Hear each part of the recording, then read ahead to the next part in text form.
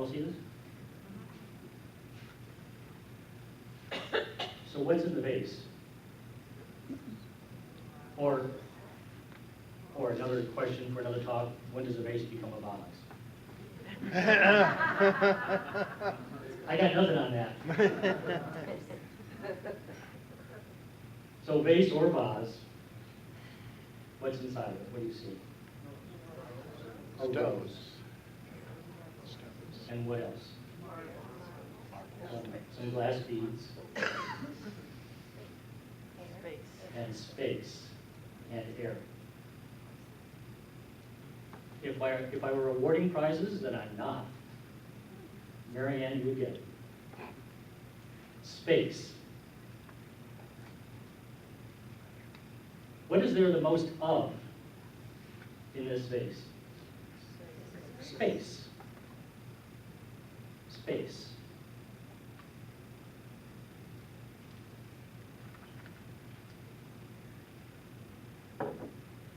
More than anything else, that which defines the rose, that which defines the beads, that which even defines the air in the vase is space. Space.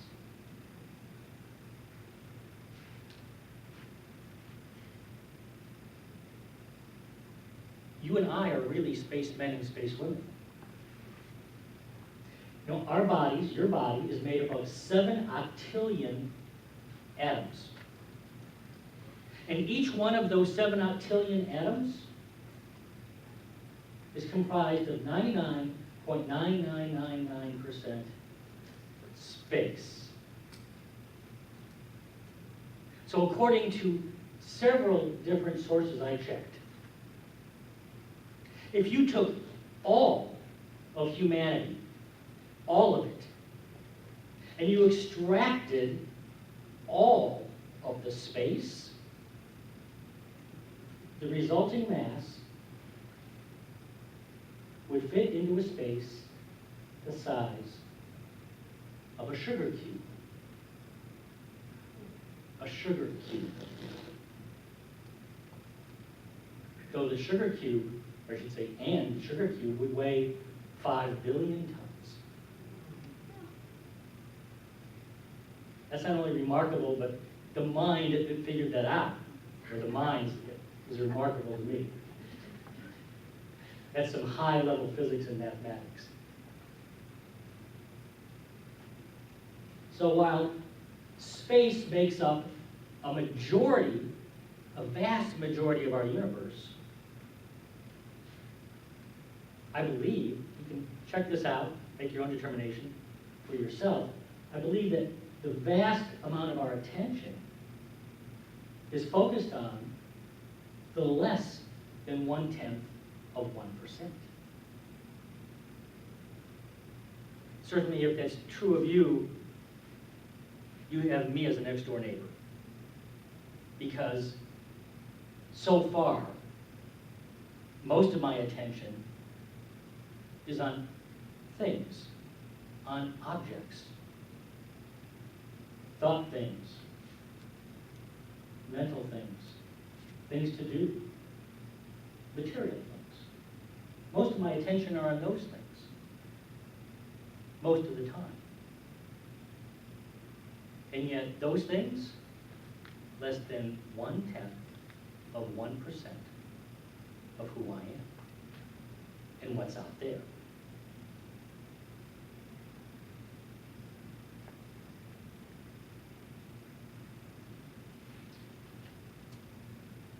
We focus on the less than 1/10 of 1% as if space really doesn't count. As if space really is nothing. As if it doesn't matter. As if it has no effect. My mother knew otherwise.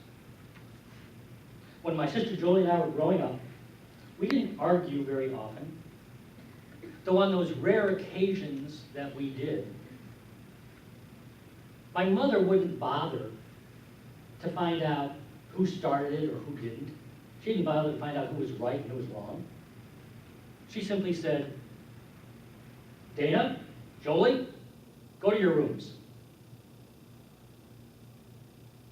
She simply separated us. She created space between us. And out of that space, what do you think she got? Peace. Exactly. And quiet. So here is today's spiritual proposition. And I offer this to you unconditionally.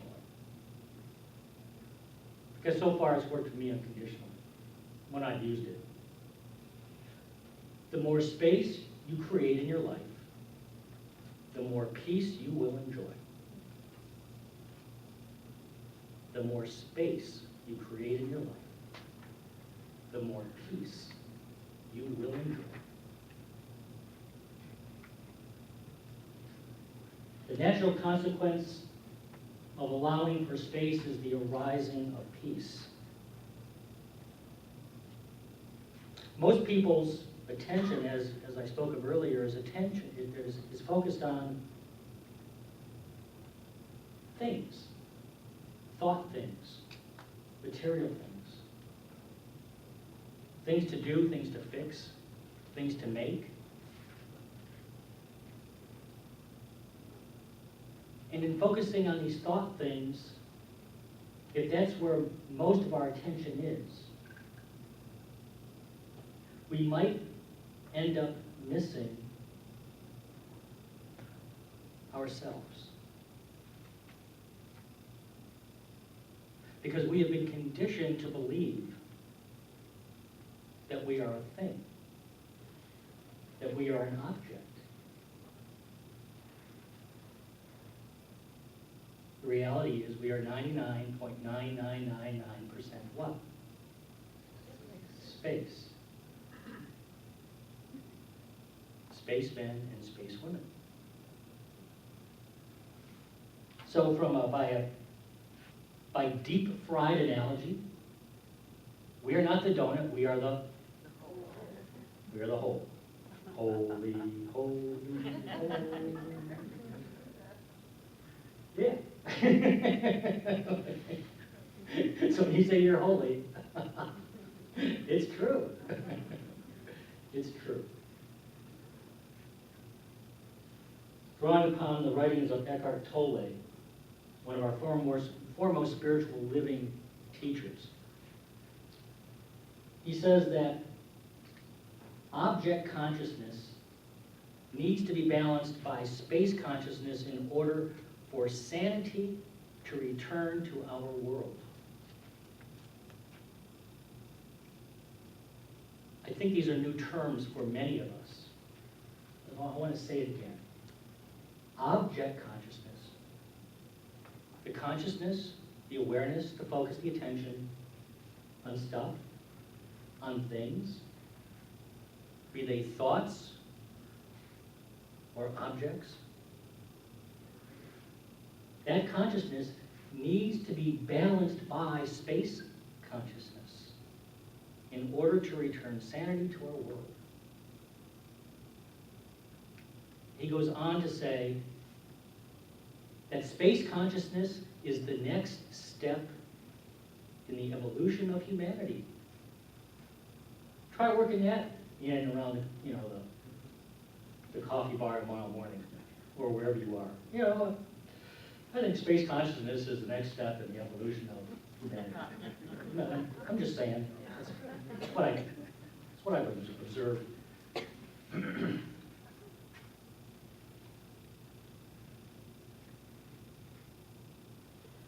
Space consciousness. If you are able